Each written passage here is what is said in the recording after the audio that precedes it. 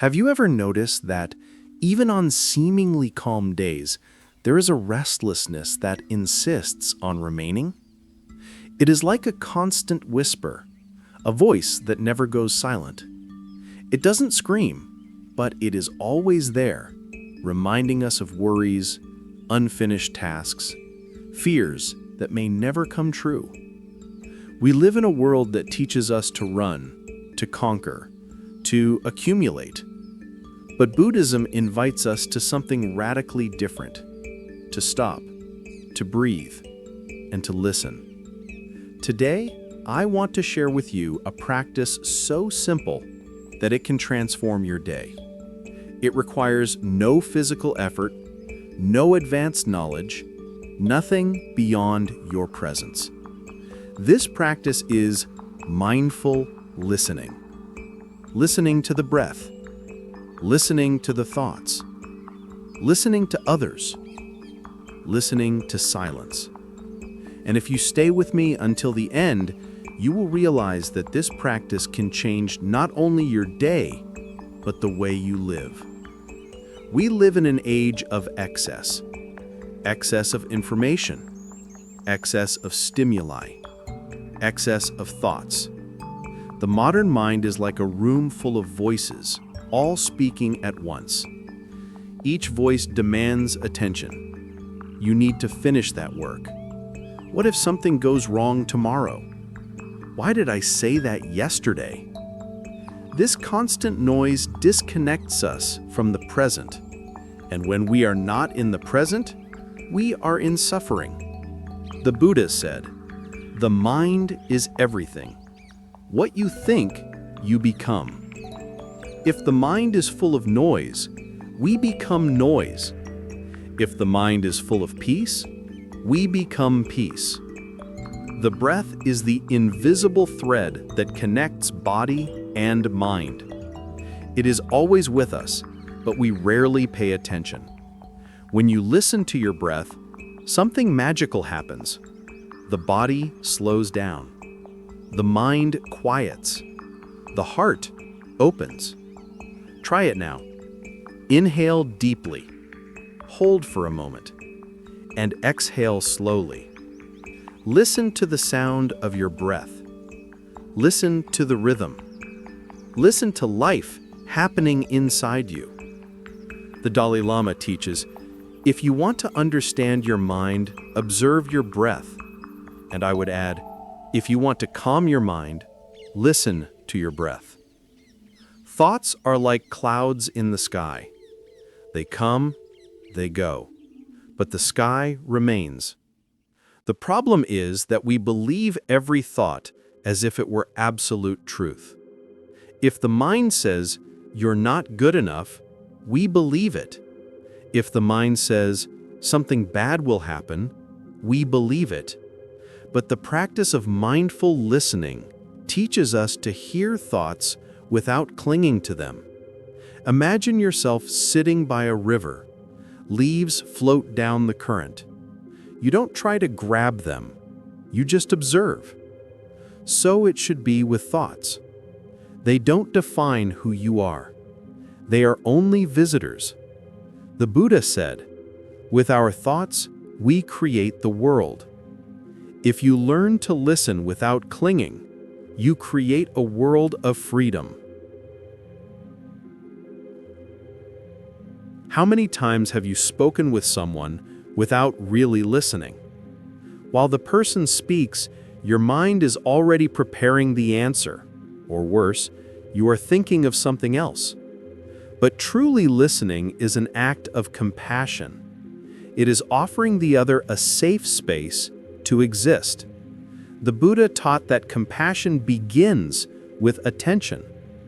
When you listen to someone without judging, without interrupting, without trying to fix, you offer a rare gift, presence.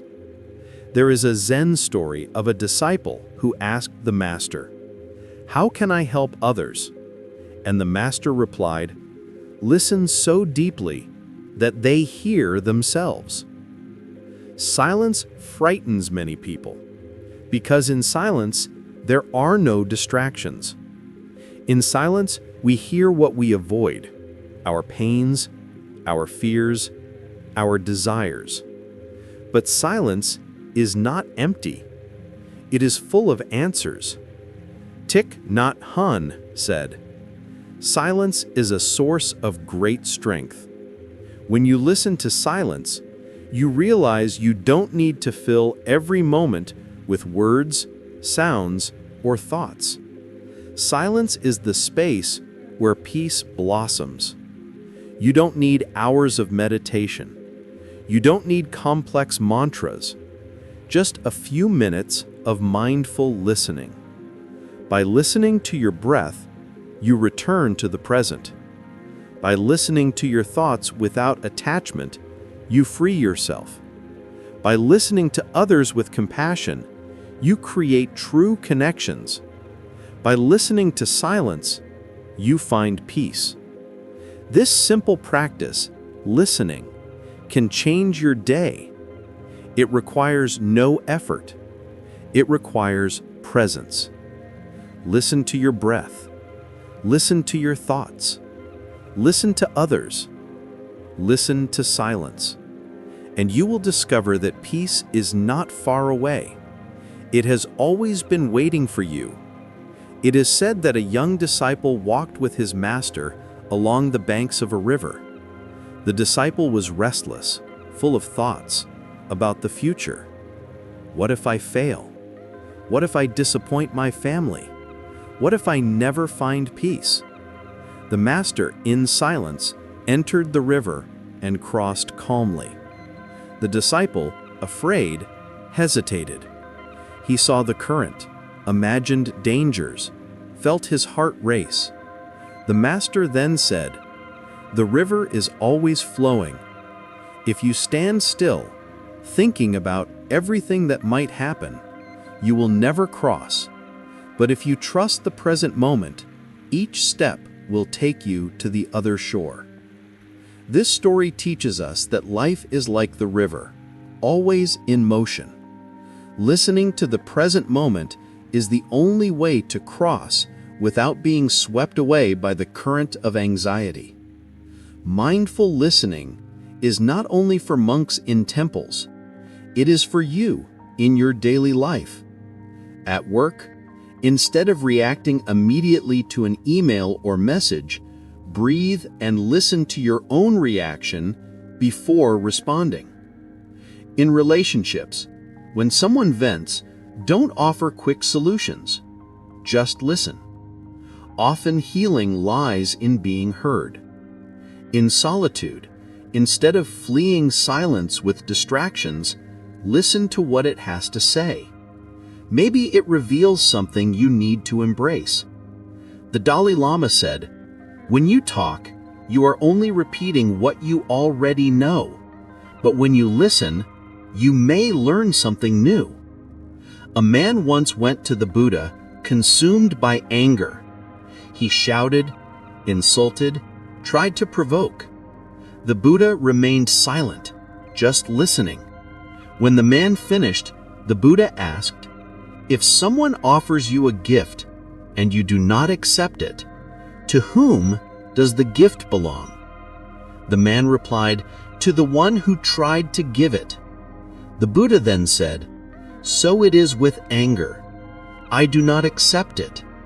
It remains yours." Listening to anger, ours and others, without reacting, is an act of wisdom. It is realizing that not everything needs to be absorbed. The body speaks. It whispers before it screams, but we rarely listen. Anxiety often appears as tension in the shoulders, tightness in the chest, shortness of breath. Listening to the body is an act of self-care. It is noticing the signs before they turn into suffering. Thich Nhat Hanh taught a simple practice. As I inhale, I say to myself, "I am aware of my body." As I exhale, I smile to my body. This inner smile is a form of compassionate listening. everything changes. Everything passes. Nothing is permanent. Listening to impermanence is accepting that pain does not last forever, that joy is also fleeting, that each moment is unique. The Buddha said, "All conditioned things are impermanent. When one sees this with wisdom, one turns away from suffering." When we listen to impermanence, we learn to value the now, not as something that must last, but as something precious precisely because it is brief. Let's practice together. 1. Sit comfortably. 2. Close your eyes. 3. Inhale deeply and mentally say,